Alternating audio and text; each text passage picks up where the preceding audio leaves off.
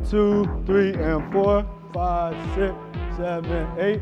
1, 2, 3, up. 1, 2, 3, up. I do believe my calling and my purpose is to work with the youth. 1, 2, 3, 4, 5, 6, 7, 8. 1, 2, 3, 4. I'm a former Lincoln High Link, so a lot of these kids remind me of myself and my friends that I had growing up. Remember, if the chicken is kind of hard, just take a step right, step left. Ready? 5, 6, 7, 8. Right, left. I believe it's a great school. I wouldn't be anywhere else. My grandma went here. My mom went here. My uncle went here. Me and my brother graduated from here. My freshman year, Mark Larson was an English teacher, and he was the JV basketball coach. I think I talked to Trey about being a teacher all the way back when he was a teenager. Slide up. I was always like, hey, are you ready to try teaching yet? 1, 2, 3, 1, 2, 3. It was awesome to have him come to that realization that impacting the next generation was something that he wanted to do. Can't get it out of my head. Miss her, kiss her, love her. Sometimes it could be like pulling teeth to try to get teenagers to be active. Step and then twist. Especially when we do ballet. We done ballet. I'm not a ballerina. Good job. I saw you out there. I enjoy understanding my students, understanding their backgrounds, and trying to help them wherever they're at. Topic is research and credibility. So you guys will be doing research on change that you want to see in the world. If you do have stuff on the Instagram, try to repost stuff on that Instagram today. African American Caucus is a group where African American students can come and we talk about important topics that we see in Lincoln High that can be fixed. If I say your name for attendance, make sure you say you're here. And not just solely African American students, it's open to all people. It's kind of like a speaker, you know? We're sort of the music, but Mr. Anderson pushes out our sound. We really just want to raise what, awareness? Yeah. Educate. One of the big reasons why I decided to be a teacher was because of the lack of representation we had. Coming to high school, he's one of the first Black teachers I've ever seen, during my elementary and middle school years. We don't have a lot of Black teachers, especially Black male teachers. We need more Black representation.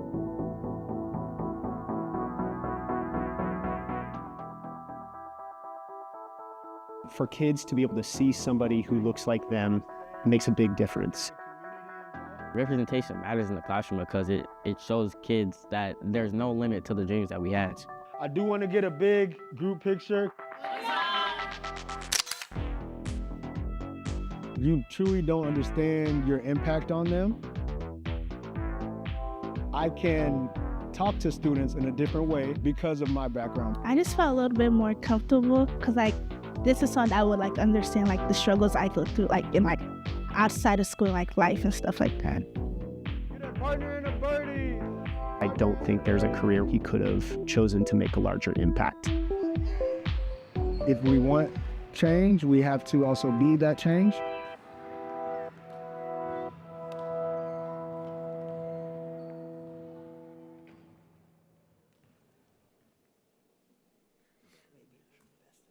I know, that was good.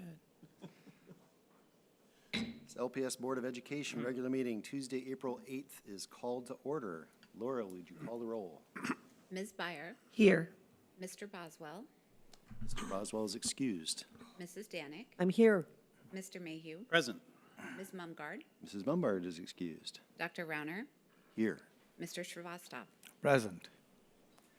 Nebraska Open Meetings Act is posted and available at the main entrance of the room. We have minutes from our March 25th board meeting for approval. Are there any additions or corrections? Seeing none, the minutes stand as approved, as published. Next, we have item 6, special reports, presentations, and celebrations of success. Kathy, do you want to? Thank you, Dr. Rauner. Ms. Kinnett, is it Kinnett? Kinnett, would you please join me at the podium?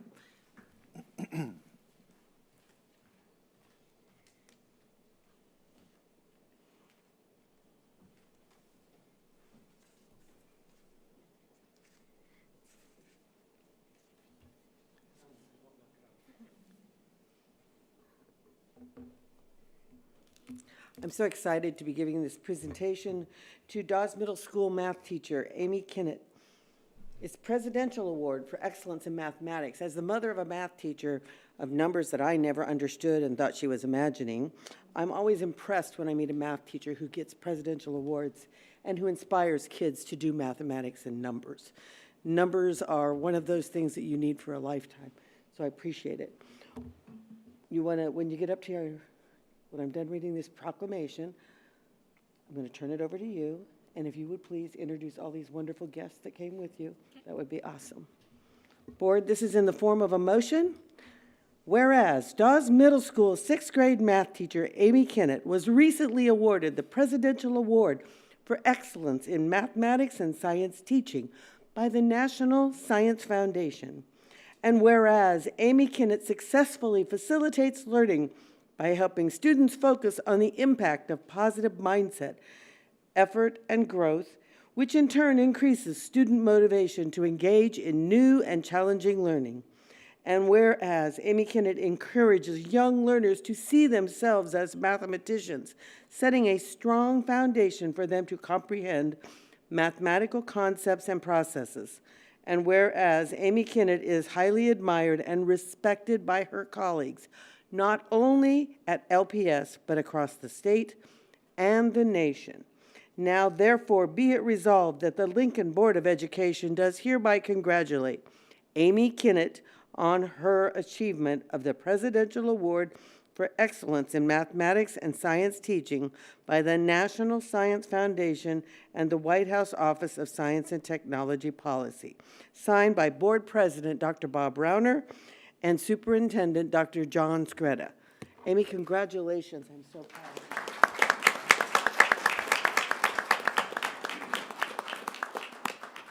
Hello, thank you for having me. I have a lot of people here in support. I have my daughter Winry, my husband Sam, and then some administrators from Dawes. I have Nancy Salzman, who will be our principal next year. She's the associate principal this year.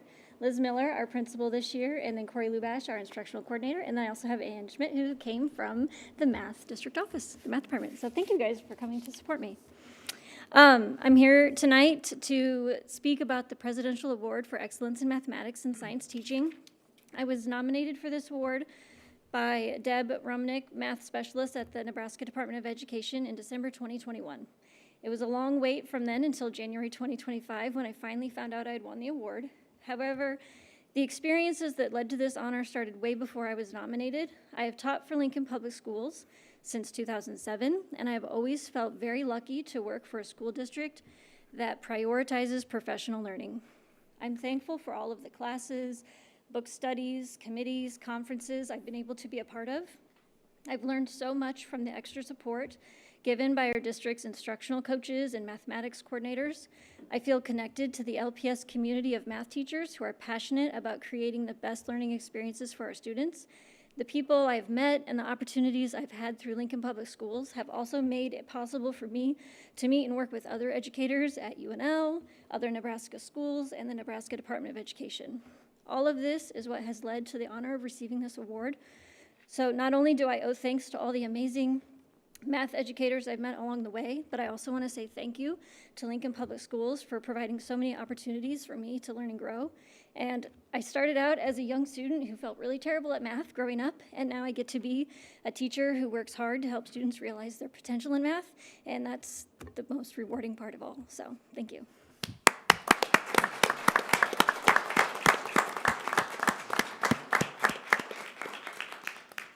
Do I have a second? Don? Second. Any discussion? Kathy? Amy, I remember when my daughter was studying to be a math teacher, and she would come home with these complex things that I would look at. And I remember helping her when she had her first teaching job at North Star, and she needed help because she was living with us at that time. She needed help grading papers, and she handed me a paper, and I looked at it, and I said, you know, I didn't take calculus, and I don't know that these numbers are, but either you're a really bad teacher or there's something wrong with this. And she goes, oh, silly kids, they did the ones with the answers in the back of the book, not the assignment they were supposed to. I was going, so she made me a new answer key, and we figured it all out. But after that, I got a newfound appreciation for what math does in kids' lives. watching them learn things 7,000 different ways to solve the same problem, and making sure that they understand you use math every day.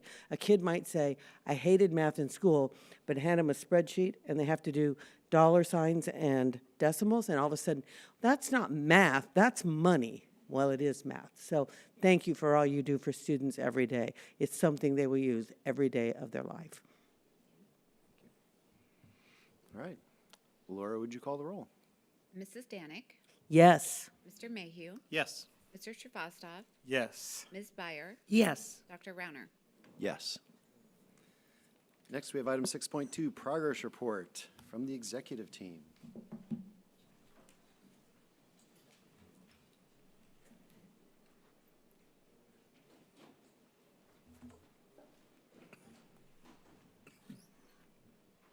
This one warrants a walk to the podium, and we don't have walk-up music, but we hope to provide you with some great information tonight. Really grateful for the opportunity to share this progress report on the board goals and superintendent priorities for 24-25. And just as we get underway here, love that logo, and right at the center, all means all. We'll say a little bit more about that in a second. Wanted to mention first the timeline, just to put this into context. The board and superintendent annual priorities work goes back to July of 2024, and an initial retreat to develop goals that were subsequently revisited and revised into final version late August, and then adopted by the end of September. But the strategic plan that we're talking about goes back even a little bit further. Initial drafting, preliminary proposal on the strategic plan was all the way back to October of 2023. So we've really been doing this work and developing this vision for a while. So it is really a great opportunity tonight to actually talk about enacting action plan and implementation during this school year. So, mission statement. The mission of Lincoln Public Schools is to prepare all students for successful careers, lifelong learning, and civic engagement. We are anchored in that all means all core value, and we want to make sure that we always center our work in that and abide in that as an unwavering commitment. Here are the annual priorities for the board and superintendent. And these are three different priorities, and I want to make clear that tonight's report focuses largely, not exclusively, but largely on priority number one. And priority number one is really the comprehensive action plan tied to the strategic plan. With that said, priority two is focused on governmental relations and broader advocacy and communication, expanding our outreach in that very important arena.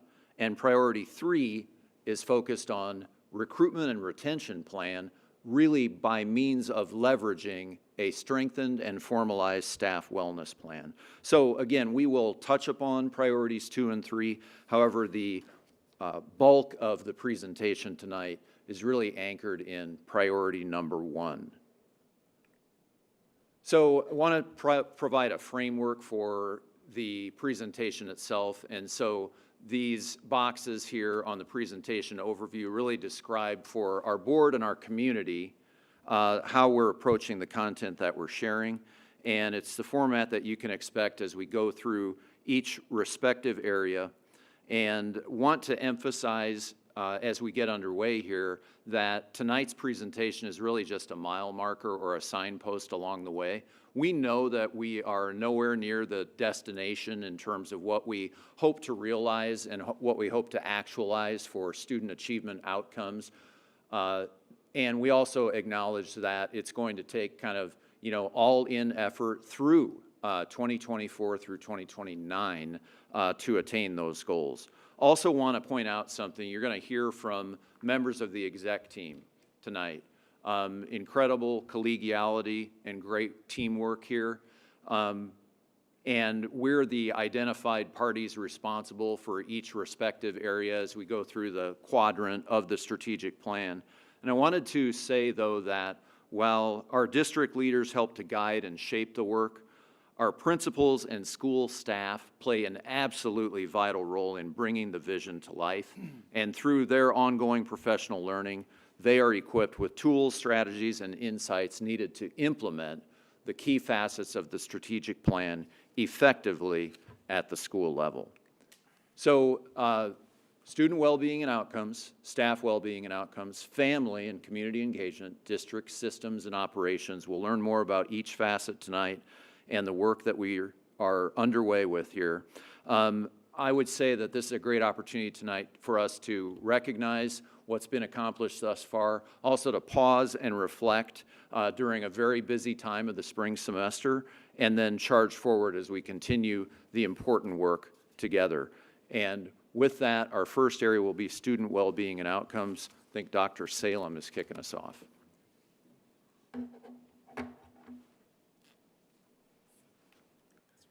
All right, I do get to kick us off this evening with our first priority area, which is student well-being and outcomes. One thing that you might recognize right away is this is the only priority area that actually has 2 themes underneath it. And so we're going to start with a focus on academics, challenging and rigorous instruction for all students.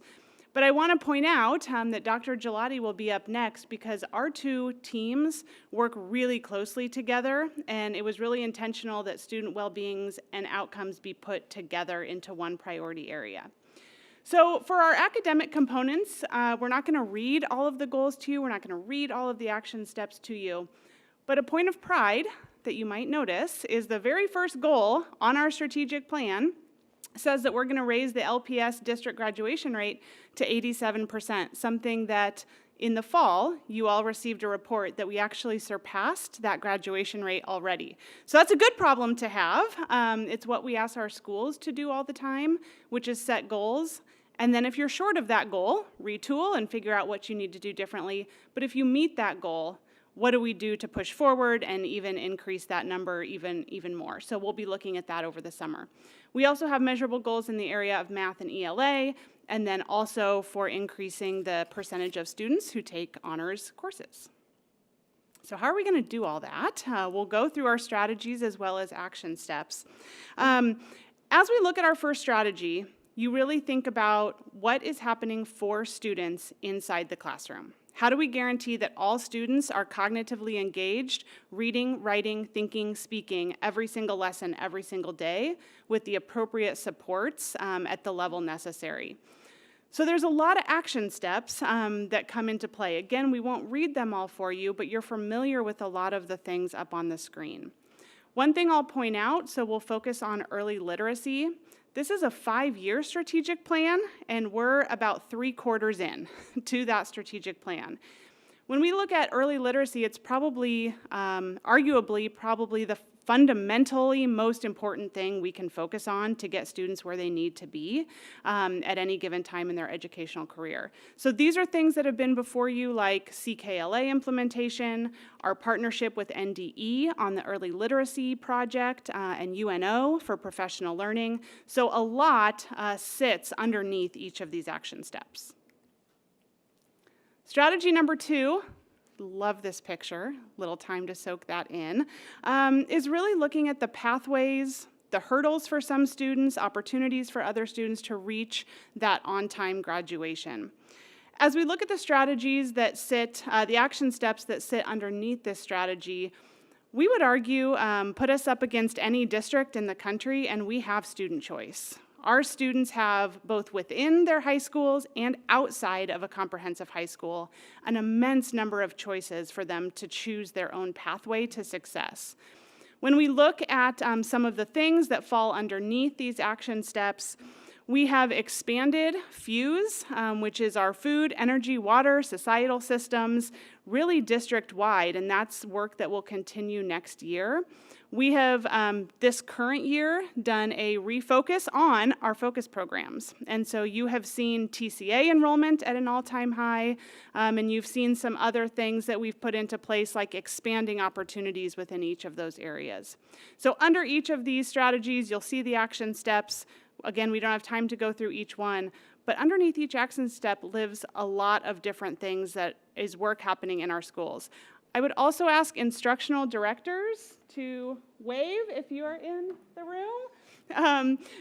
This really is the work of a lot of different people, so we get to stand up here and talk, but as Dr. Skretta said, instructional directors live this every day. They go out to schools every day to work with our administrators, teachers, and staff members to make sure these things are coming to life. And with that, we'll turn it over to the second part of student well-being and outcomes. Just like in my house, I am the second part.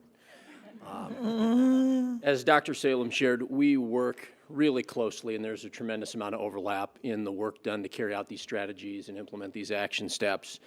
None of this is the sole province of any one department, but we do have our second area under student well-being and outcomes that focuses on building positive supports and relationships, focused on positive behavior to build strong, safe school communities. And so we have an additional set of measurable goals. It was not lost on me that I am following the individual who got to open by saying goal met. You will see our measurable goals that will serve as the compass for these next three strategies. First one is directly connected to early childhood. You can see our focus on increasing the percentage of early childhood students proficient on the GOLD assessment, as well as a focus on reducing total suspensions for all students, focus on reducing suspension disproportionality, two data points that are not new to the work being done in Lincoln Public Schools, and also that fourth metric, which is also not new, but connected to our district perception survey, where we are hoping to increase the percentage of students who have a sense of belonging and close the gaps that exist across groups with regard to their sense of belonging. Strategy 3 will be very, very familiar to you as a board, as the past 2 years prior to this year were spent working on developing the LPS PAR behavior framework.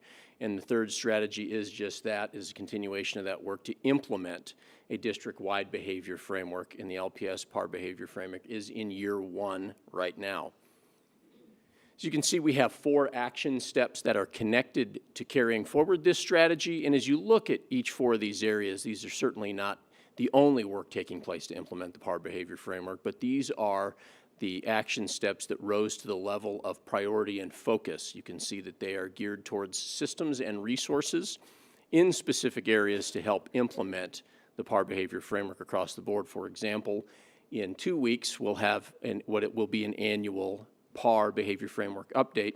Members of the board's Student Learning and Technology Committee saw an update with some data and some metrics from mid-year, and we're going to bring that forward to the entire board with an update similar to what was done last spring around this time. You can also see that one action step exclusive to bully prevention certainly doesn't mean to rank order or say that there are other behaviors that are less important, but what it does reflect is bully prevention as something that was highlighted as a priority throughout the development work, and that it is not to be siloed, but to be carried out through all of the action steps and the tasks that are done to make these a reality. Strategy 4 is a focus on identifying and developing resources that address the barriers to regular attendance and support students who experience mobility. We know that Lincoln Public Schools is not alone in our challenges in work to ensure that on-time average daily attendance returns to pre-pandemic levels, which it has not yet. And so while this is a list of 2 action steps, they're very, very important in terms of the impact they have on student learning and achievement. We know that students who are consistently and regularly at school and feel like a sense of belonging at school and welcomed will perform better and feel better. And these 2 action steps are intended to focus on what is within our control and how can we identify and implement resources to improve access and remove barriers, and what are the things that might not be within our control but we can have a positive influence on. And strategy 5, which is focused on our early childhood programming, increasing opportunities to provide families with access to high-quality early childhood educational programming. With this strategy, you see 3 action steps that really are a continuation of a priority from the 2020 bond, where our community asked us to make access to early childhood a priority. You can see 3 action steps here. The first one that has been ongoing and will continue, and that is simply increasing and expanding opportunities for preschool for our community, And the other two support that. If we're going to increase our preschool classrooms, we're going to need to have partnerships such as the previously presented Grow Your Own programs in our partnership with UNL to help us ensure that we have the staff to fill those rooms. And the third action step acknowledges that we are a partner in this community with many, many other private early child care providers, and we have a role in helping them build their capacity and working with them to support all of the students in the Lincoln community. And with that, I will turn it over to Dr. Price for staff well-being and outcomes.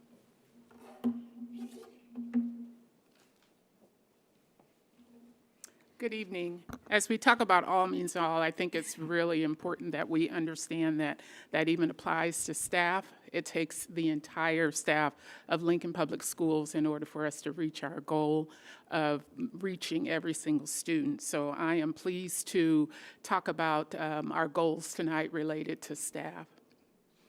So support and empowerment for diverse staffs who meet the changing needs of all students, realizing that our students are coming to us with challenges, but with also wonderful skill sets, and we have to be able to be equipped to meet the needs that, the changing needs of all students. So as we think about measurable goals, there are 4. And I, too, am excited to say that we will be looking at the first goal because we have already surpassed 8.5% of our total staff being from a diverse racial and ethnic background. Our team, our HR team that goes out and works on that has been really committed to that work, and it has paid off, and we are really excited to set that bar higher. Also, increase the retention rate for our staff by 2%. Looking at also, in order to do that, we also have to take a look at compensation and benefits for our LPS classified staff, being competitive within this market so that we keep great folks committed to the work of Lincoln Public Schools, and then increase the proportion of staff members who feel a sense of belonging by 2%. I had the pleasure of being in one of our middle schools this past, at the end of last week, and it was very, very refreshing to be in a building where sometimes had the reputation of not necessarily being as inviting, and just to feel and see how staff are working together now. So I know that our staff are committed to helping each other, and that's what's going to make the difference in all of us feeling a sense of belonging. So as we look at strategy 1, expand, strengthen, and align district grow your own efforts, this has taken off, I'm really pleased to say. We have some wonderful things happening, and word is spreading, and folks are contacting us with opportunities for additional staff. So as you look at our action steps related to that, we have para pathways. We're working with our students, engaging our LPS students, talking to them about teaching, talking to them about other opportunities within LPS, but then also looking at, as I mentioned, strengthening our partnerships with our institutions, and then also with the Multicultural Office. Staff wellness and retention, including, again, all means all, classified and certified staff. And so as we look at our action steps related to that, gone are the days of human resources being at 5905 O Street. Our leaders are out in buildings, talking to teachers, talking to staff, making sure that we are listening and that we are collecting information so that we can make those changes that need to be made.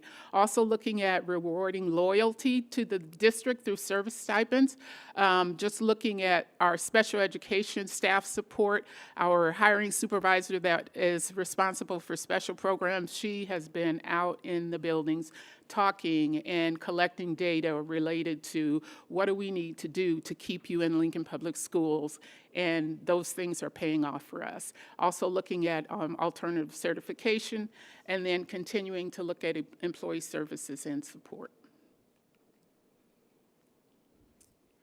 Also, we are really thrilled with our staff wellness efforts this year. Michelle Welch has just taken the bull by the horn, and we are just rolling with that. We are also really proud of our staff for jumping on board and realizing that part of staff wellness is realizing I have to take care of myself, and I can take advantage of opportunities that the district provides to do that. Our diversity initiatives, again, partnering with our multicultural office to support our all staff, and then looking at compensation and payroll updates. We've talked about some of the things as new teachers, what are some barriers, and we've made some changes there, but then also looking at some competitive compensation as well. Our recruitment and hiring initiatives, just looking at that to see what else we may need to do. What we're finding is that when I started in human resources 7 years ago, we could go to different universities and colleges and set up our table and give out trinkets and those kinds of things and be bombarded with young people that were interested in Lincoln Public Schools, but in teaching in general. And things have changed, and so we have to be willing to change with it. And so looking at addressing those hard-to-fill positions, focusing on recruitment, looking and thinking about that differently, thinking about catching those young people earlier, so not after they have already graduated and have their degree and are ready to get out into the field, but thinking about building those relationships sooner, and then looking at our total compensation. And then provide staff preparation and feedback through professional development.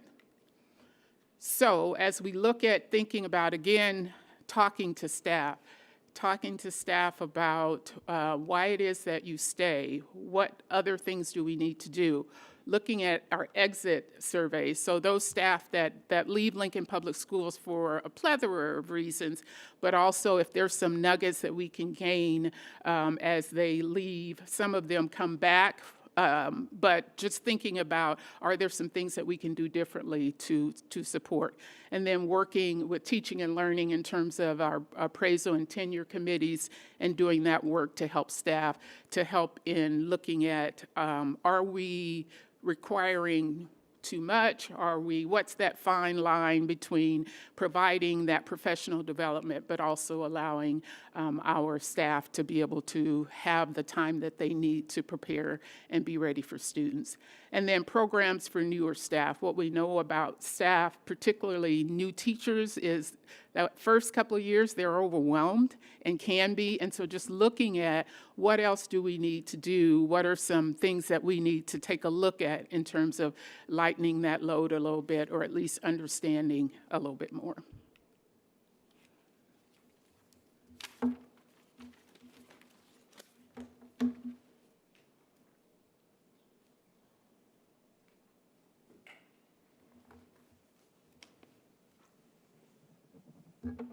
Thank you, Dr. Price. Next area, family and community engagement. That is outreach, welcoming families and community members as partners in supporting the success of all our learners. And when we define that, we really look at this through the lens of civic engagement, and there are myriad ways in which we are purposefully partnering with community partners throughout Lincoln to support our Lincoln Public Schools students and staff. So civic engagement can and does take many forms, and it's all about individual and collective action designed to address the issues and challenges we face together. Measurable goal number 1 is about really fostering awareness and a culture of invitation around activities. You're going to see activities referenced repeatedly when we talk about family and community engagement, and I want to reference the work of Dr. J.J. Tochek and the athletics and activities support throughout our systems, because we understand that there is a strong correlation to improved attendance, improved academic outcomes, and a really high on-time graduation rate for students who are participating in at least one school-affiliated athletics program or activity. So when we look at these strategies, and time constraints will not permit me to go in depth on each of these different facets of action planning around this, but I want to hit a couple highlights for each of these. I'll say a little bit more about Get Involved on an upcoming, the hashtag Get Involved LPS initiative in an upcoming slide here. But first, let's just talk briefly about our sports equity initiative with our community learning centers under the leadership of Nola Derby Bennett. We've seen incredible opportunities provided to students through the support of extended learning outcomes grants and the Community Health Endowment Grant. For the fall semester, for example, we saw 50 soccer games and 200+ student participants.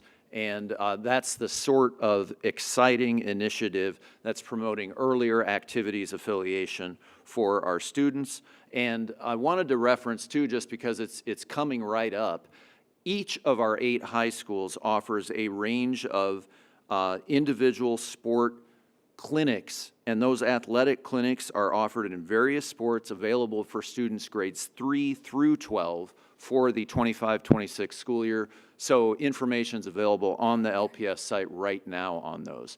Measurable goal number 2 is really focused on the adage, I would say, that people don't care how much you know until they know how much you care. And this is about enhancing the percentage of survey respondents who are indicating to us that parents and families perceive staff are building positive relationships.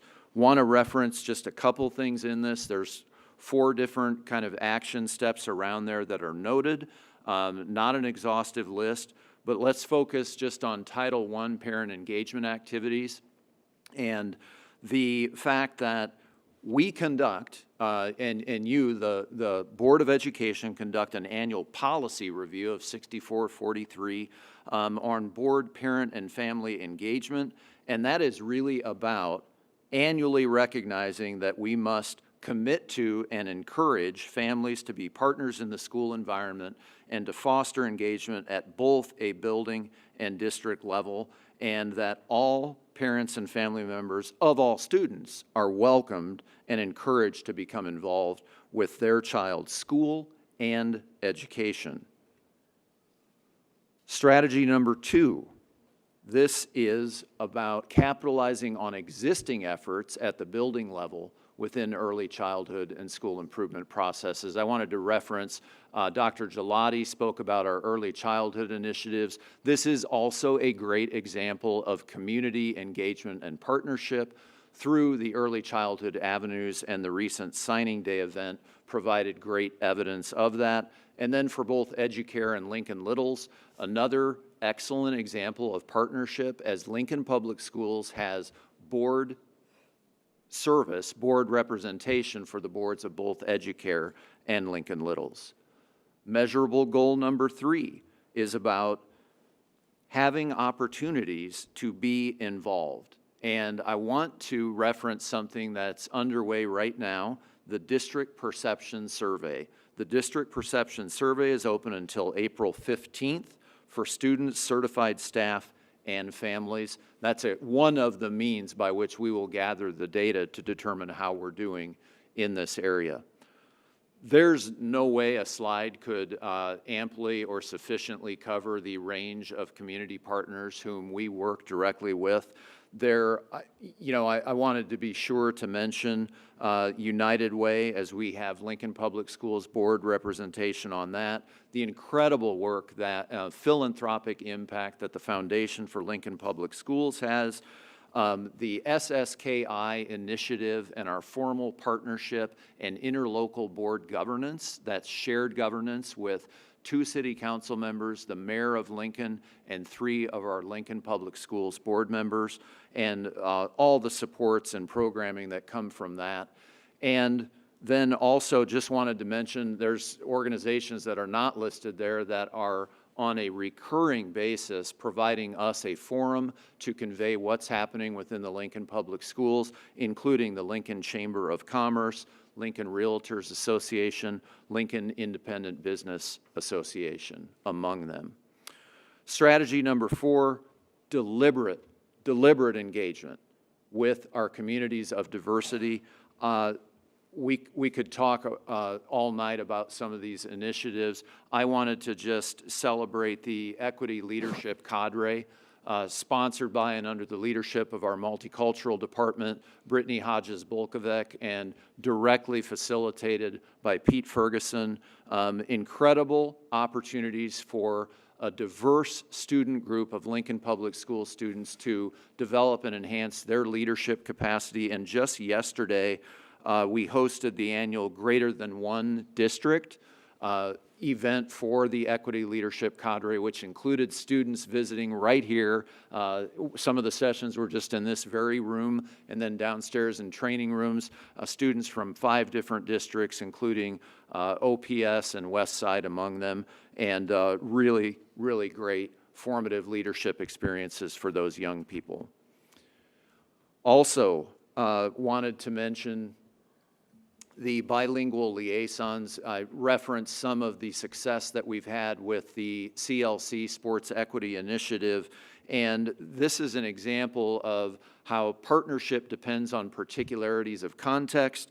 The CLCs partnered with the Lincoln-Lancaster County Health Department and provided funding for interpreters in multiple different languages for the spring sports sign-ups events that were held at Color Middle School. So just a really tremendous example of deliberate engagement with communities of diversity.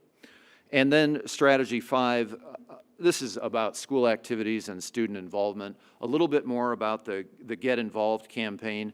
As a district, we continue to work very actively with our 8 high schools to get students involved and engaged.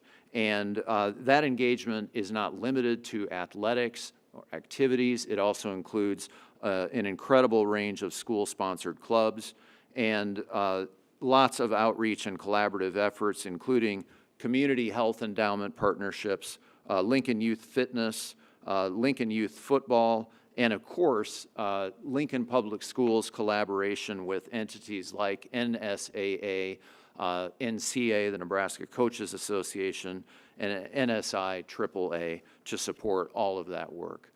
And with that, I'll turn it over to Dr. Standish.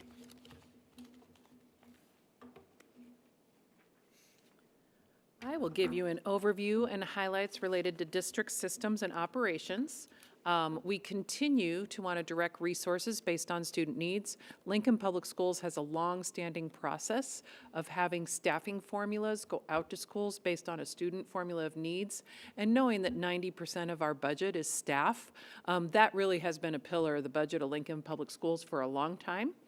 We have adopted some goals, reviewing and analyzing that 100% of schools have resources aligned with student needs based on the available funding. So it's not that we're 100% funding the needs, that might not be possible, but we want to make sure that we're really demonstrating strong alignment to student needs. So when we think about that strategy, we've begun to develop, and Dr. Salem is instrumental in this work, in sharing with the principals information about that formula, reviewing that with the assessment evaluation team, developing those resources and presentations to various leadership groups. We're now in the phase, we're in the coming year, we're going to look at putting some external facing resources together so that people in the community could understand how that distribution works and how it's based on student needs within the school district. Under goal number 2, we want staff and families, which ties into the measurable goal I just talked about, that feel the district systems and operations are transparent. We made some major strides under this strategy with the 25-26 budget development. We purposefully aligned any budget change to one of the initiatives within the strategic plan and presented that as part of the budget presentation out to the community. We also looked at a very user-friendly way for people in the community to consume the budget information. So one change we made during the 24-25 budget preparation was to create a way for people to engage in the budget information on their time. So someone could go in and view a video. We had over 2,000 Facebook views on the various budget presentations, and there were lots of resources on the district website. And something we added last year was a live Q&A. So if someone saw a video, they watched it at 10 o'clock at night, they could put a question in through the website, and they would get a response back, and they could see the rolling Q&A from what other people had recommended. So we had about 100 people engage in that process. So we worked to develop input opportunities throughout the community that were very user-friendly. The other way that we invest in student needs is related to decisions through the planning committee and through the 10-year plan and the bond plans. So some big investments have been early childhood education, so adding classrooms, and then most recently, and still to be even under construction, still in design there, you can see the investment in the Yankee Hill Education Center. We also worked hard with internal audiences to understand the TMA process, keeping in mind we have about 140 FTE within our operations department who's responsible for 74 sites and 8 million square feet. So in any given year, we receive thousands of work requests, but what we really peeled back for schools is they're really interested in more the alteration request as they're trying to navigate the process. What does that look like? So we went through a process of providing every school with a list. They could help us by saying, okay, here's some things that maybe could come out of the system, and then they prioritized their top needs so that we can really focus our efforts of the FTE we have available to make some progress on the most pressing work requests that are out there. So we've also created some dashboard enhancements for our work. So like the leader of the HVAC department can see how much progress are we making on those highest priority requests. We have a number of requests that come in. And so for example, if there's a health safety code or a leak or something like that, that is going to take priority over an alteration request. And so we are working through processes to help streamline that and develop some understanding of the end users as well. Measurable goal number 3 will be in the future to adopt an updated 10-year facility and infrastructure plan and identify the resources that might be available for that plan. The work of the planning committee really has been the place where this has occurred. We've continued to have conversations about growth areas on each board agenda, including tonight's agenda. You hear about annexations. Those are all things that are monitored in the planning committee. We take a look at boundaries, capacities, and then we look at the annual investments that we can make in facility needs. But I would say of all of the goals, this is the one where there's lots to come as we look towards between now and 2029. So that concludes the district system and operations, and I'll turn it back over to Dr. Skreda to wrap things up.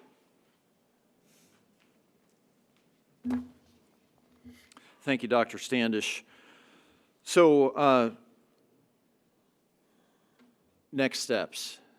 Certainly reflection at the end of the year. We do want to also point out, hey, school is still in session, right? There's lots of learning to occur yet.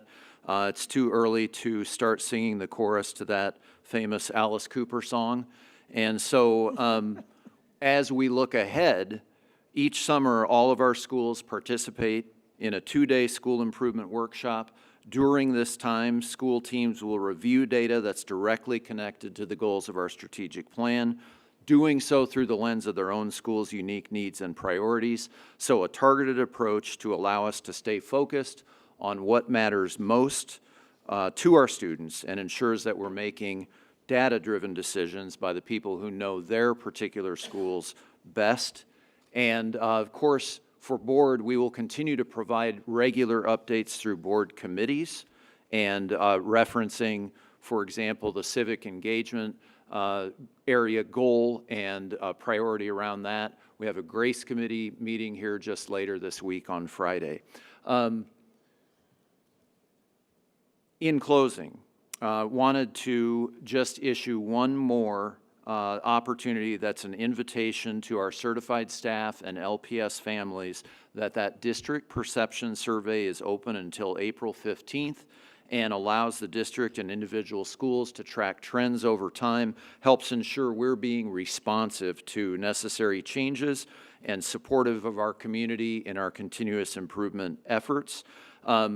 In closing, our team board is happy to answer any of your questions, and again wanted to thank board and community for the opportunity for us to provide this progress report on the board and superintendent priorities.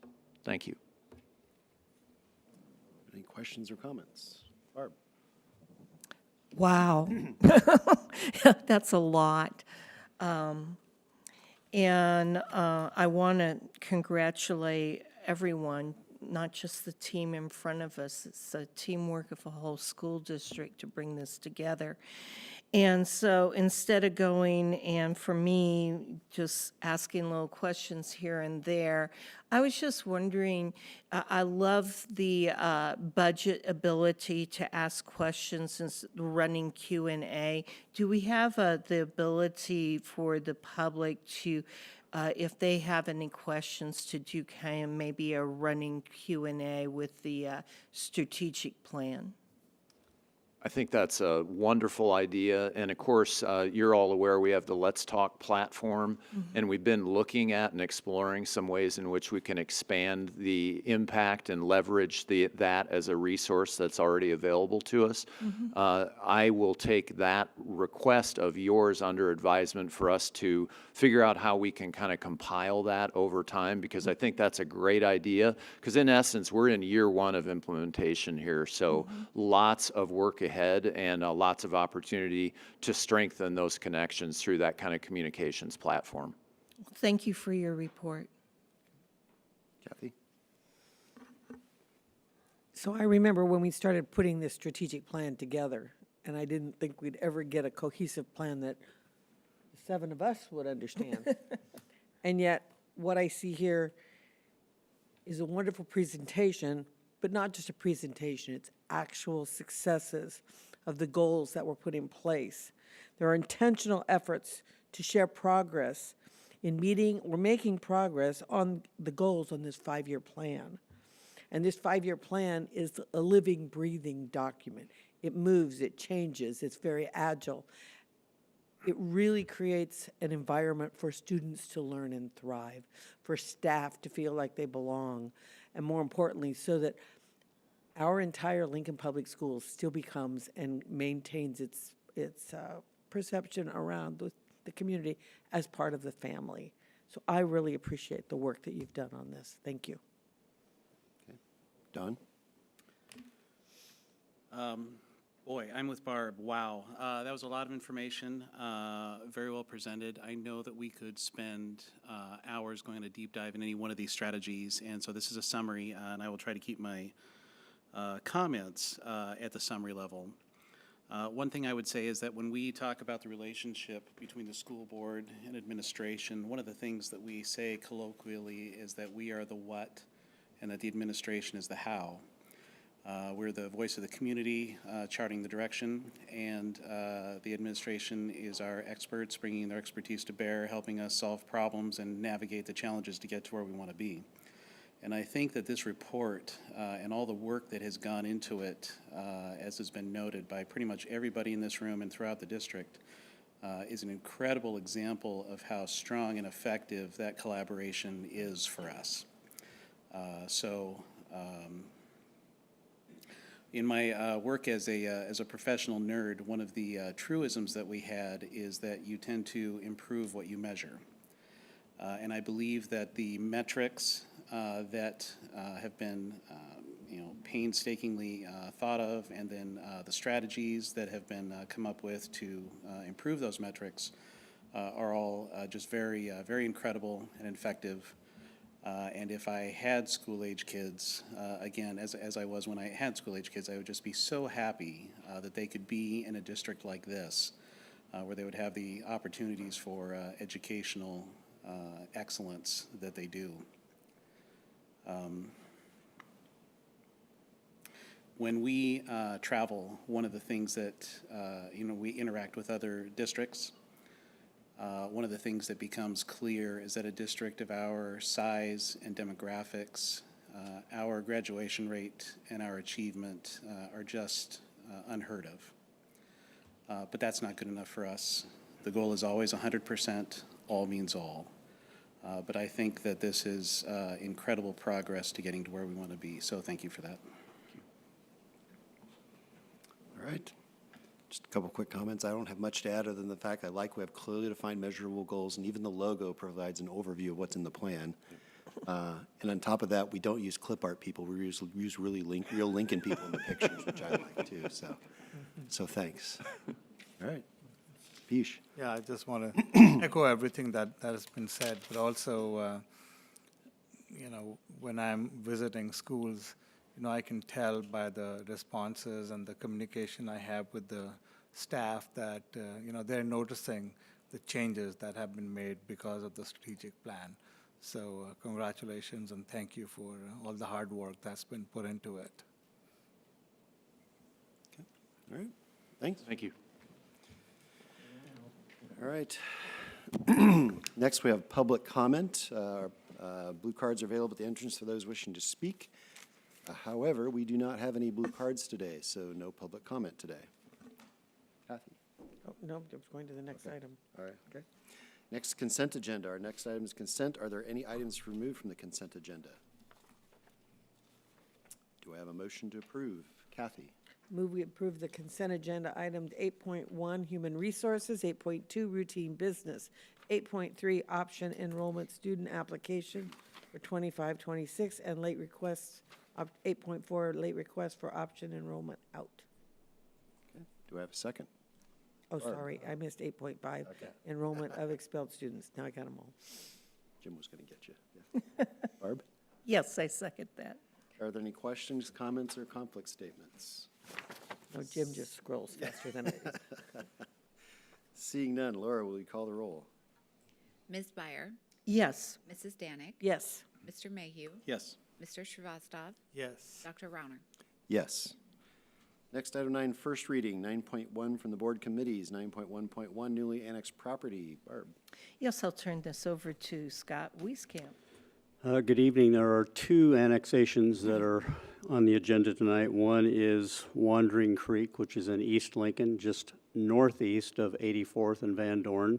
It's a little over 44 acres.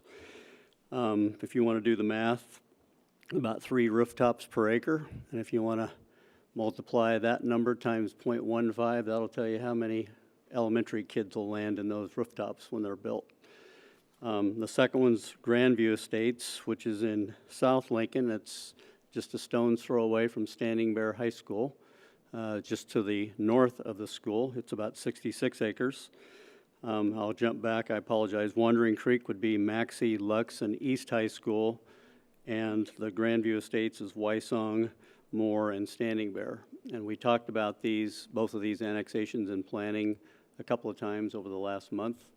It comes with the territory of new development and schools in those areas, and we are appropriately positioned with schools in all those areas as well. So I'd be happy to answer any questions. Any questions? Nope. Thank you. Thanks, Scott. Next, item 9.2 from the superintendent, 9.2.1, tuition charges. Liz?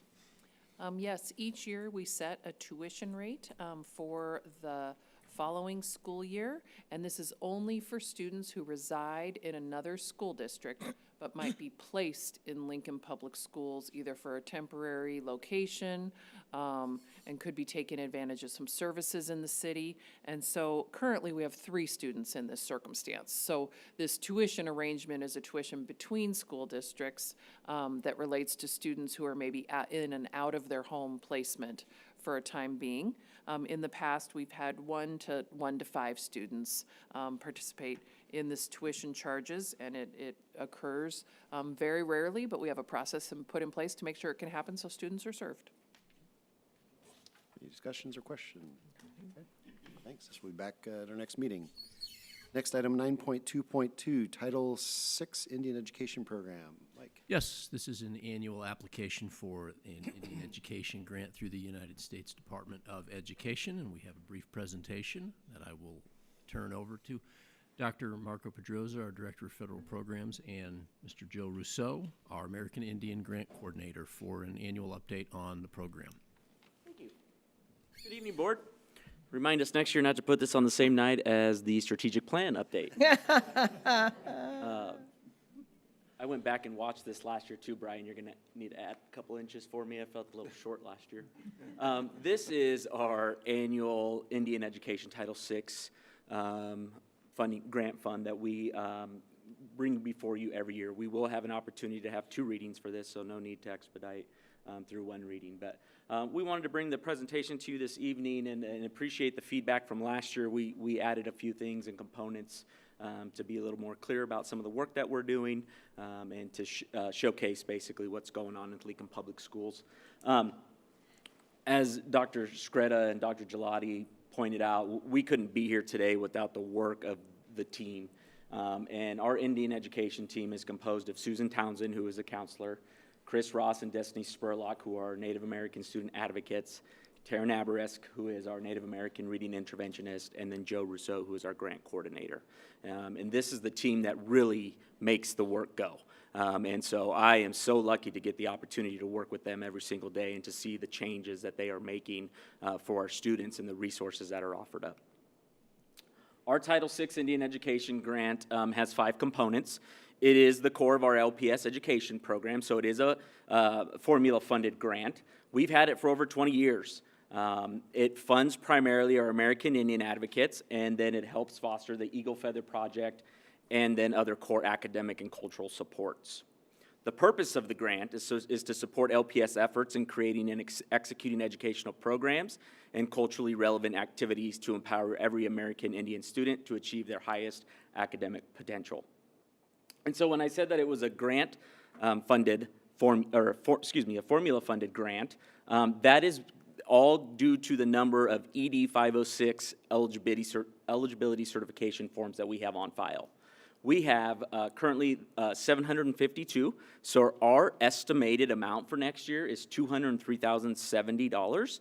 That is roughly about $9,000 more than it was last year.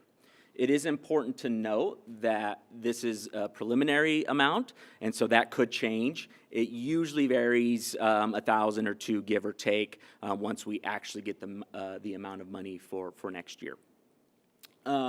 Decisions regarding the use of these funds are made in consultation with our Native American Advisory Committee. We do meet with them moving forward this month to discuss options moving forward.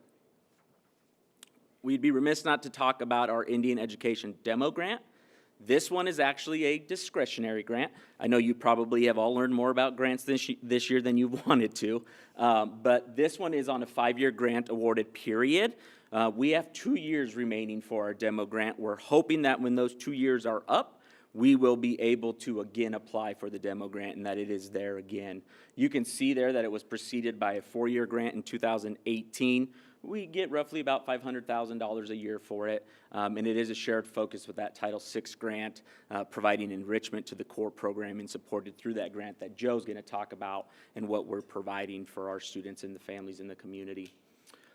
Interestingly enough, each demo grant includes a priority of funding, and wouldn't be this current U.S. Secretary of Education. When we applied for the grant, that current U.S. Secretary of Education had a focus on students in career exploration in the field of teaching. And so our fund, being discretionary funded with the demo grant, still has that focus, but we don't know if that'll change in the next couple of years and what that will look like moving forward. So we'll continue with that focus for now and kind of do a wait and see how those are impacted moving forward. I did want to point out, too, that since being awarded the demonstration grant in 2018, we increased our staff in our American Indian Education program, and the annual student account of ED 506 forms completed has skyrocketed. And really, that's a direct representation, again, when you talked about the formula funding, of getting more funds for our students. So, again, it comes back to the work of our team, and I'm going to let Joe show you some of that work that we have going on. Thank you, everybody. Appreciate your time this evening. Appreciate the opportunity to speak with you about our Indian education goals. So you can see that we obviously value academics and strive to do everything that we can to improve the educational outcomes for all of our students.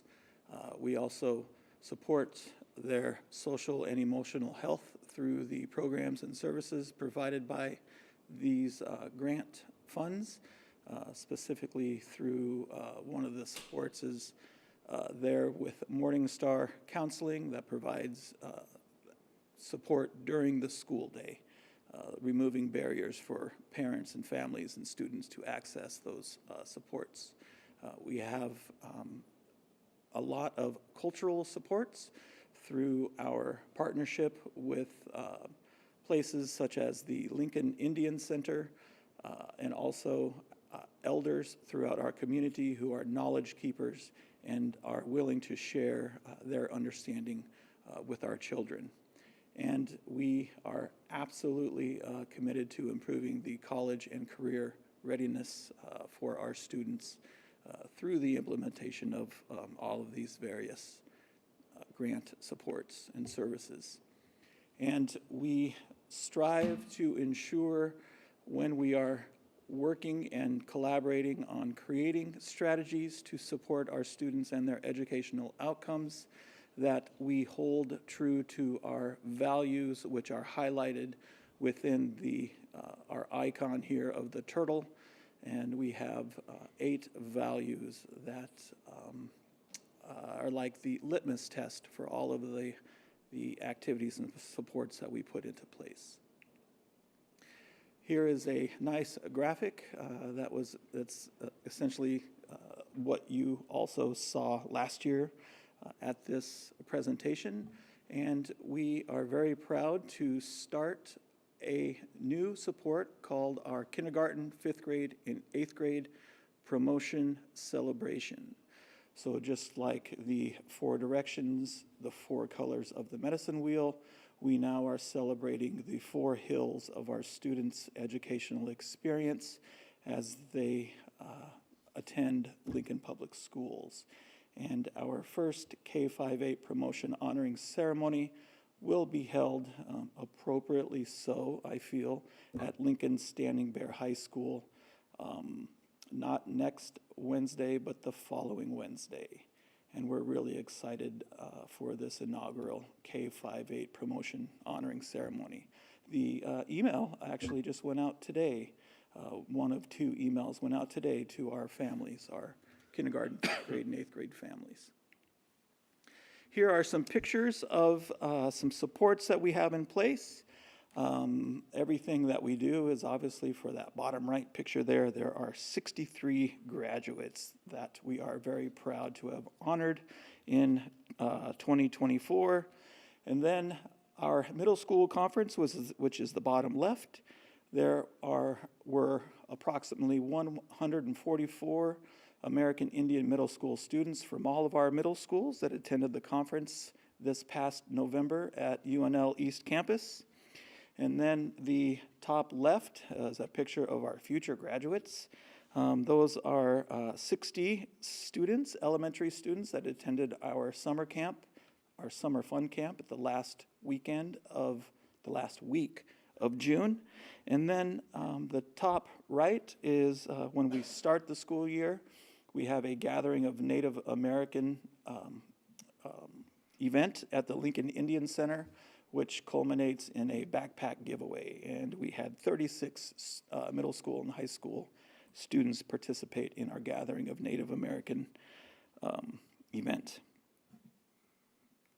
And then right there in the middle, I really appreciated that picture. I hit the button a little too quick. That is one of our students attending our elementary family reading night event, and there is an example of the Lakota language on her back there. So I felt that we should place that picture right in the center there. So we didn't use clip art either, Dr. Ronner.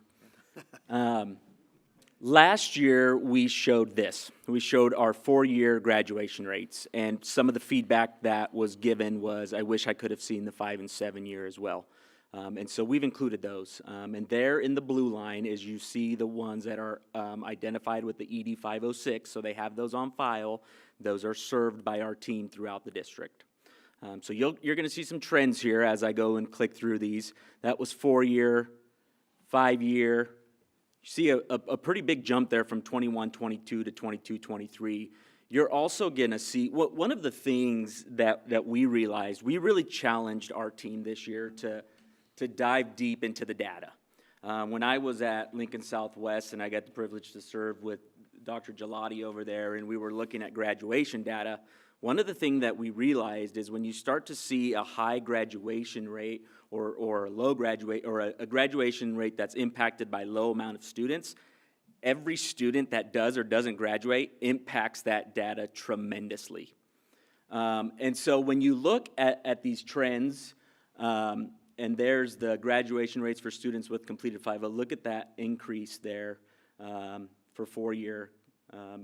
But most of them are holding steady anyways. But when you look at it, we really wanted to look at the stories of the students. And so this is average daily attendance, holding pretty steady there. And so we went and ran the numbers of the students that did not graduate last year. So you saw the 63 graduates, but what we found was there was 17 students that had an ED 506 on file that did not graduate with Lincoln Public Schools. Since that time, 5 have graduated, 8 are enrolled with no plan, and 4 have dropped out. We challenged the team to get a hold of all 17 students individually, and they did. Whether it was reaching out through phone calls, emails, I think we might have even used social media to get a hold of some of these students, and we sat and listened to their stories. And we said, tell us why you ended up graduating, why you're still enrolled with no plan, or why you dropped. And the theme that came across was, as long as we can continue to build relationships with our students and keep them enrolled in Lincoln Public Schools, we will get them to graduate. And so the next step in the work that we will do as a team is to use these examples with future students that have maybe a capacity they all have the capacity to graduate, but those that may come across some barriers from not graduating. We want to ensure that they understand there have been students before them that have had barriers as well, and to share their stories. And we really feel that when they know that we care about them and that we continue to show if we can keep you to stay in LPS, we're going to get you to graduate. And so that's big for us. And so the second piece that we really wanted to dive into is, remember I talked about Taryn Abernisk at the beginning, and she's working in 4 schools, Belmont, Clinton, Everett, and Elliott. And this is the data strictly from the students that she's worked with. She's a reading interventionist. The data tells us that if you are on grade reading by 3rd grade, you have a better chance of graduating high school. And you will see here the dark blue is the winner score. This is the K2 words per minute.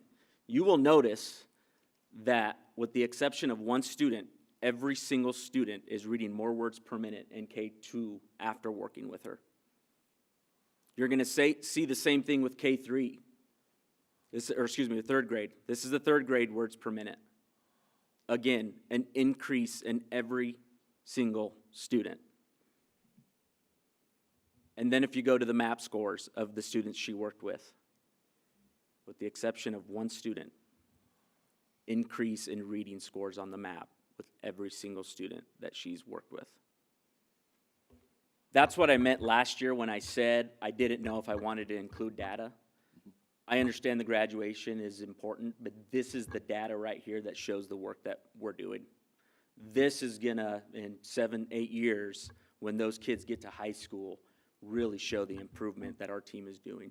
And so I really wanted to show that data because they are doing phenomenal work, and it's showing up with our students.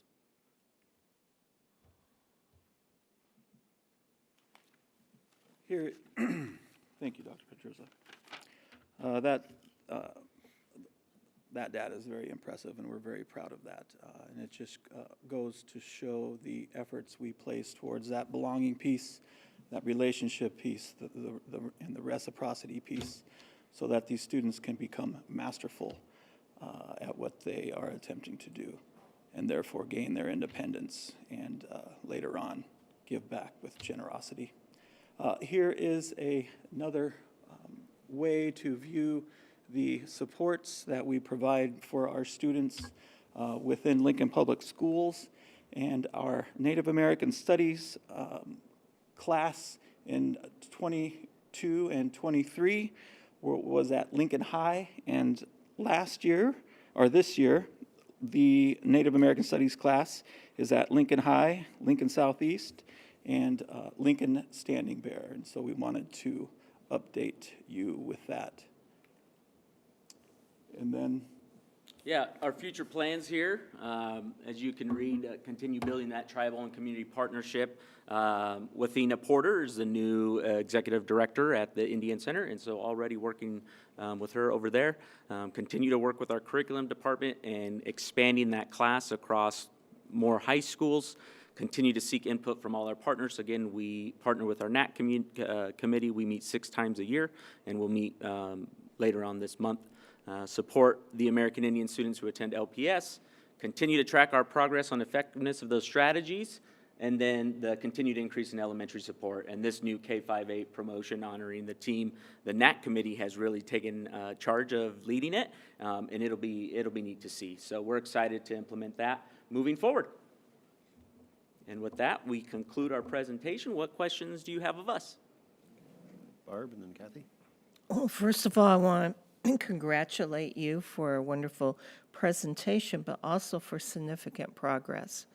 I'm really impressed that you're able to identify more of our Native American children, and that's significant because they all need these supports. I wanted just take a moment to note, maybe mostly for the public that might be watching, that these grants, these federal grants, come about because the federal government has treaties with tribes and is responsible for the education of Native American children. And so that is a partnership between Lincoln Public Schools and the federal government. So these grants are somewhat different in nature than the other typical grants that we find and have. So I really appreciate the deep dive into the graduation rate. The individual outreach to students is huge and will, I'm sure, reap a lot of benefit. I was wondering if you could send an invitation, and maybe I received it and it just hit me, to the board for the promotion celebrations that will occur out at Standing Bear in the next few weeks. That is really good, an excellent idea. Will do. And the reading scores data, really like that. Native American Studies at the 3 different high schools is huge. And I just want to go and say, keep up the good work. Know that we all on the board and the community support you in your efforts. I do understand that poverty issues and mobility issues impact our Native American families much more frequently than any other group. And so your services are critical. And I just love how you emphasize that relationship building, because that's what is going to give us success. So thank you so much. Thank you. Kathy? So I'm going to start with a couple questions. And some of these are because I had an opportunity to work with the gentleman from the Grand Traverse, Michigan area tribe. He had shared with me what they were doing on the education of their students, but more importantly, how he could get the students, after they sent them away to college, to come back and help giving back to their Native brothers and sisters and future generations. So what I've seen over the years with our young people as they graduate, especially those with the eagle feather, there's a huge sense of pride in who they are.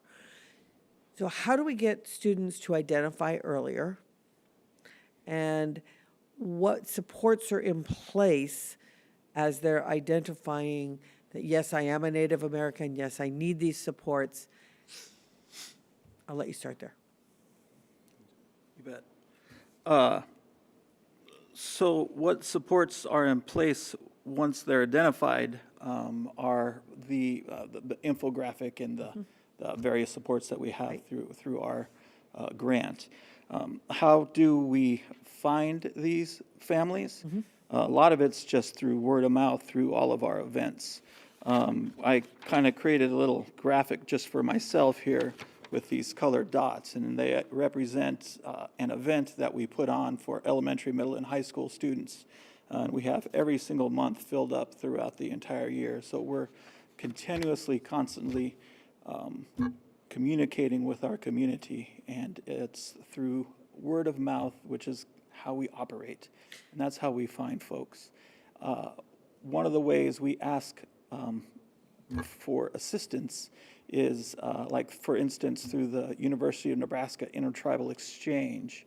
Those college kids, I visit them at the beginning of the year and ask them to be a college coach for our middle school students.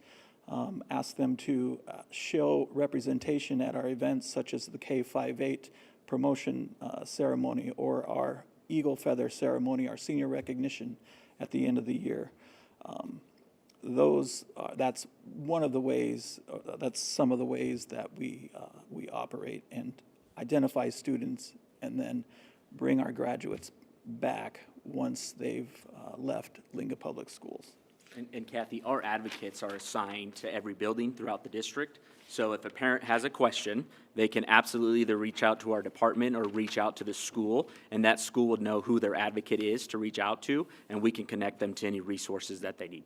So you could read my mind, because what I was going to say is, we have 752 kids and we have 70 buildings. How do you do it all with the small number of staff members? Because you're making great progress. And the last one is, do we provide transportation for students that need it? We provide transportation to our events. Okay. So, for instance, we also have success coaches at every middle school and high school. And our advocates, we go to every single elementary school twice a year, first semester, and then we go back again second semester and visit every one of our students in elementary school and provide them with a book written by a Native author with examples of Native language. So transportation is provided through the grant funds for all of our events. And we have 2 pickup sites for our summer fun camp. I looked at the data. Lakeview and Clinton Elementary School are our sites this summer, because that's what the students that attended last year, that's where they were closest to. We have the Nebraska Native Youth Conference put on by the Department of Education. That is on the 16th, which is next Wednesday. We are providing transportation for all of our, yes, we provide transportation. So one of the things I know most about kids is they do best when they see someone that looks like them, has interests like them, feel like they're not out there all by themselves. If there's a parent out there watching today, who do they call to get set up with possibly connecting through the tribal initiatives that we have here? Well, we have our, under federal programs on lps.org, we have our own Indian education. You can click right there. Then all of our contact information is on or embedded within that website. My phone number's 402-436-1101. Again, my name is Joe Russo, and I'm the coordinator for Lincoln Public Schools. Or you can just call 436-1000 and ask for LPS Indian Education at any time. And the other thing I was going to say to that, Kathy, is not just with transportation, but if there are families out there that need assistance with homelessness or resources out in the community, they can go to educational services on the Lincoln Public Schools website, and under federal programs, just get a hold of us, and we'd be happy to provide that assistance. And my old mantra is, I don't ask a question I don't already know the answer to. So I just want you to repeat it, because there are people out there who are afraid to make those calls sometimes, or don't want to feel like they're different. And they need to know that this is a wonderful thing for their children and their families. So thank you for what you've done and for your efforts. Thank you, Kathy. I don't have much to add. You answered everything I was hoping you get last year. You have it now. So, and I just typed even Indian or Indian education. It's the first thing that comes up on lps.org. So shouldn't be too hard. Complete with your form you need to fill out. So thank you. Thank you. Thank you. All right, next we have item 9.2.3, computer laptops for certificated staff. Liz and probably Kirk. We'll take this one. I want to thank the board for the opportunity to come to you tonight with an expedited action request for staff computers. Would note that this is a request that would come to you ordinarily this August as we prepared for our fall term. In this case, due to the pressures we're seeing on import fees, it seemed prudent for us to bring this to you at this time to avoid those and go ahead and make the purchase now. We would plan to distribute the computers on the normal schedule. This is the precise model that we would be selecting in August or would put before you at that time. We're fortunate that this is a model that just came available within the last about month and a half. So this is the same model. It is simply a matter of, in order to make sure we don't have to pay any more for items with the uncertainty that we have right now due to trade imports costing what they are, it seems like the right thing to do to bring this to you now and ask for expedited action to go ahead and get this in the pipeline. I'd be happy to answer any questions. Who wants first? I think Kathy might have been first. I don't know. I don't have a question. I would make a motion to set aside board policy of 2 readings and approve this purchase tonight. Is there a second? Barb? Yes, we can't say it quick enough. I second it. Any questions or discussion? Don? Just super quick, I know that there are folks in the private community as well who are taking steps like this to try to secure inventory, and I think it makes sense for us to move forward on this, so thanks for bringing it. Thank you. Nice to see computing and finance on top of this. So, Laura, would you call the roll? Mr. Shrivastov, Yes. Mr. Mayhew, Yes. Mrs. Danik, Yes. Ms. Byer, Yes. Dr. Rauner. Yes.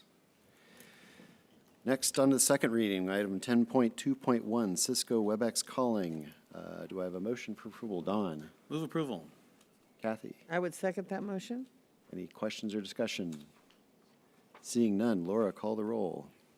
Mr. Mayhew, Yes. Mr. Shrivastov, Yes. Ms. Byer, Yes. Mrs. Danik, Yes. Dr. Rauner. Yes. Next, item 10.2.2, peak grant application. Is there a motion, Kathy? Since we did this for 2 weeks ago at our last meeting, I would move approval of item 10.2.2, promoting engagement and knowledge peak project grant application. Okay, second, Don. A second. Any questions, discussion? Seeing none, Laura, would you call the roll?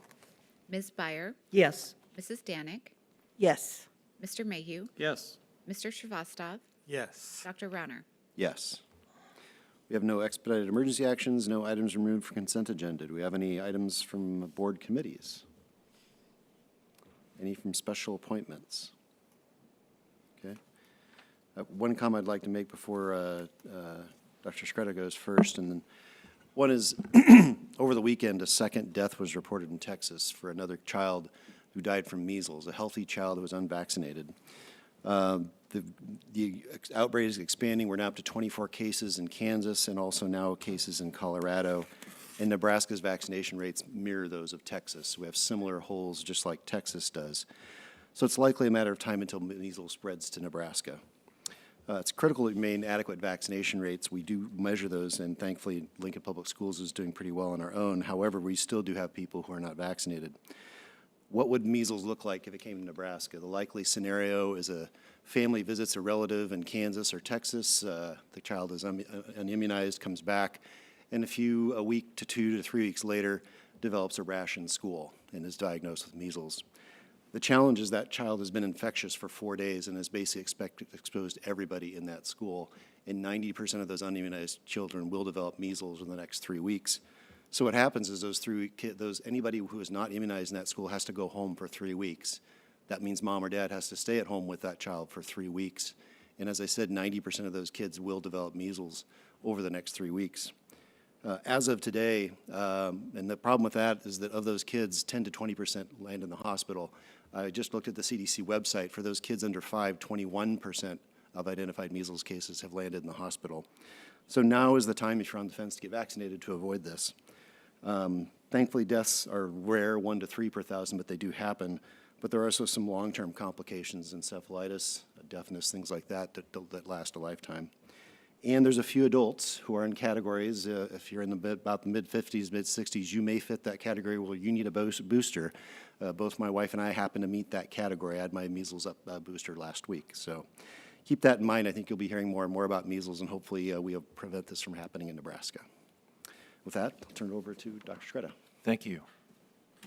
So I know there might be some sentiment that you've heard plenty from me earlier tonight, given the strategic plan report, so I'll try to keep it mercifully succinct here. But one of the things I wanted to make sure I called forth in my comments tonight is to emphasize that what I see from our board is also a commitment that exemplifies civic and community engagement. And when we think about engagement and advocacy for students, staff, families, one of the ways we're able to achieve that is by being great public ambassadors for the Lincoln Public Schools and partners representing the Lincoln Public Schools in other settings. So wanted to reference a couple things specifically. Last week, 6 of our board members were able to attend and participate in the National School Boards Association conference, which was held in Atlanta. Great conference, lots of opportunities through selecta sessions and inspiring keynotes to continue board development and to learn, connect, and collaborate with board members, locally elected officials from across the nation. And really, that's not all. As I reflected on the year, I thought back to the fall semester, and several board members had attended CUBE, which is the Council of Urban Boards of Education, and the conference there. We had board members participating in that, participating in national dialogue about education policy. Then we get into November, and there's the annual state education conference, sponsored collaboratively by NCSA and NASB. And we had multiple board members who attended that great annual conference in Omaha. And we also, point of pride for Lincoln Public Schools, had not 1, but 2 sessions there. Mindy Burbach presented on Citizens Academy. Mike and Carmen presented on PAR framework rollout. And so really representing, elevating the voice of Lincoln Public Schools in those forums, and partnering with and learning from other districts simultaneously. Just yesterday, I actually learned that Mindy's proposal for Administrators' Days in July was accepted, and another opportunity to present the great work that Lincoln Public Schools does every day. And to take it back to last weekend and the NSBA conference in Atlanta, just a great point of pride. Barb Beyer and Kathy Danick presented along with Nola Derby-Bennett, our CLC's director, and just had the opportunity to share about our nationally distinguished community learning centers, and Barb and Kathy rightfully demonstrating the pride they take in the stewardship and commitment that has led to such a great CLC's program. So I just wanted to share that and reinforce that I think those are great examples from the board governance level of community engagement. I had one other comment which was cleared with communications. I wanted to note and wish Laura Maxwell a very happy birthday. Laura is, yeah, she is applause-worthy. Anyone who works around here or around here knows that the fact that things go as well as they do, as consistently as they do, is in no small part attributable to Laura. So happy birthday. All right. Announcements of upcoming events for the board. April 16th, there is the Greater Nebraska Schools Association meeting at 9:30 a.m. at the NCSA office, followed by the GNSA Senator Lunch at noon at the Scottish Rite Center. Also at the same time, Face the Chamber at noon at the Country Club. April 18th is a holiday, so the LPS is closed. And April 22nd, there's a Chamber Congressional Report at 11:30 a.m. at the Country Club. And then that evening, again, the board meeting right here at the Steve Joel District Leadership Center at 6. We have no public comment, no requests for closed session, so we are adjourned.